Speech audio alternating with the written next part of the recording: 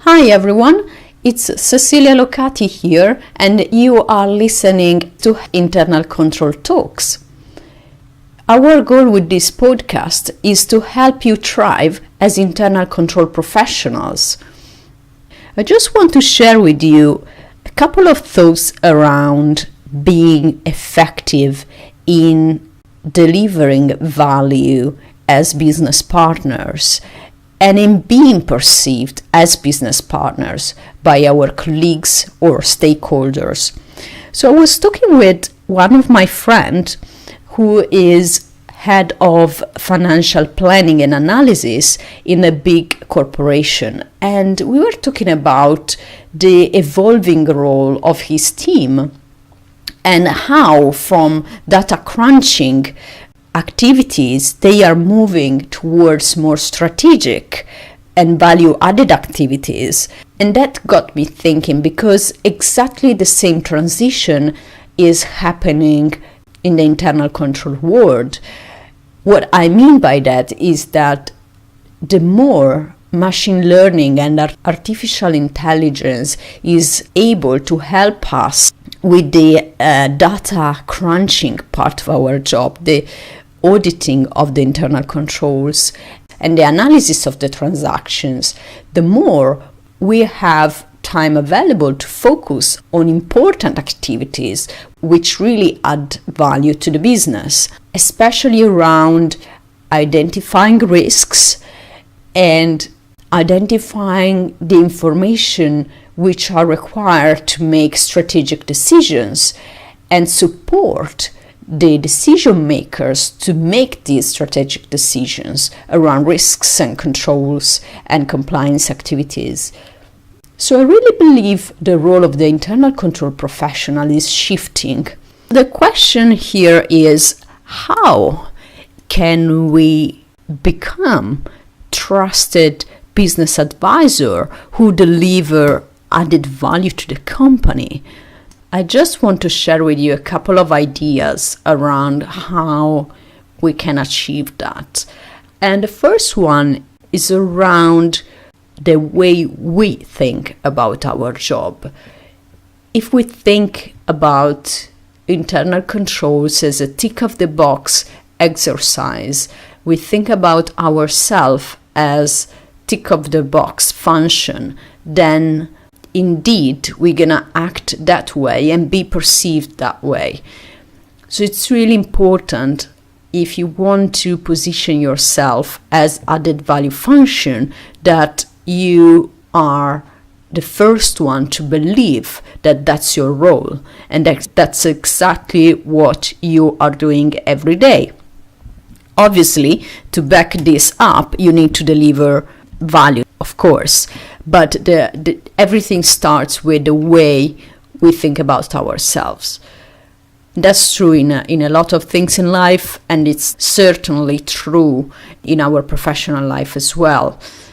And this might seem easy, but that might not be the case. If you work in an environment where everyone is seeing you as tick of the box function, you are out there alone to promote the role of internal control as added value function. It really requires certain discipline in sticking to that image of yourself.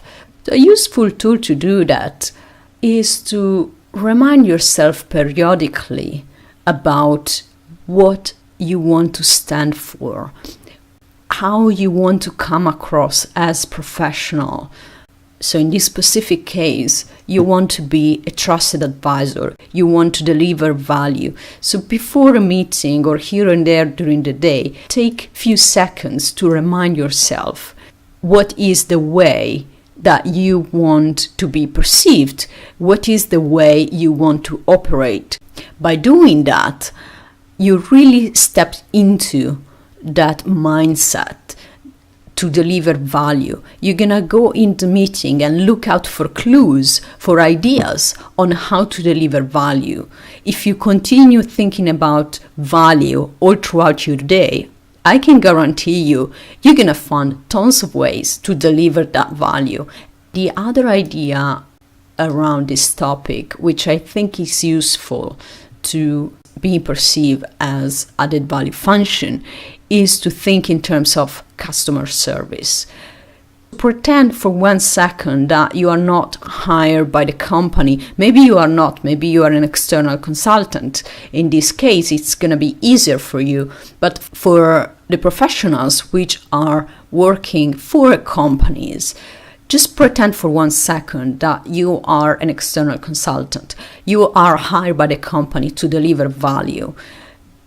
So being an external consultant means that the company is your customer, and you're gonna treat the company and any person you're interacting with in a certain manner. For example, you're not gonna show up in meetings late because you come across as disengaged and not caring.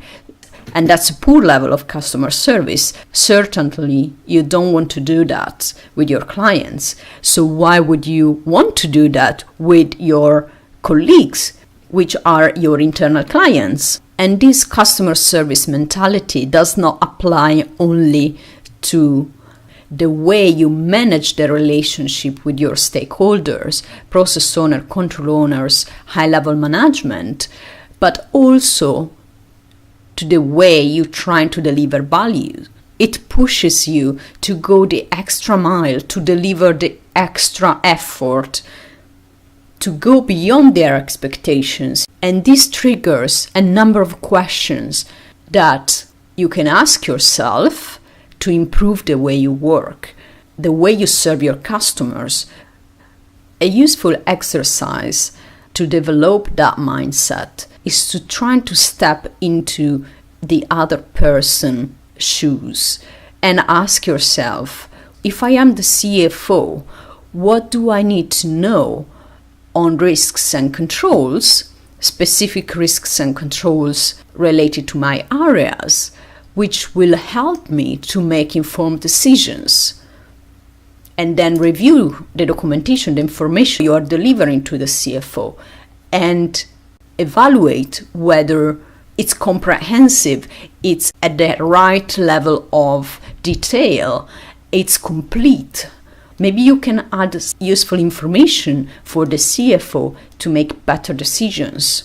And that's all part of the customer service mentality. How can I serve my customers better? How can I make their life easier? How can I make them happy because I am delivering incredible value, incredible results? How can I make their experience with me, every interaction, a pleasant one? How can I become trusted in their eyes? Because the trust is the basis that we need to become a true and effective business partner. Now, I would love to hear from you. Have you ever struggled to be perceived as trusted business advisor? What strategies have helped you to overcome this and become a true business partner? Leave a comment below and let me know. Thank you for listening to this podcast. If you enjoy it, make sure you like it and share it.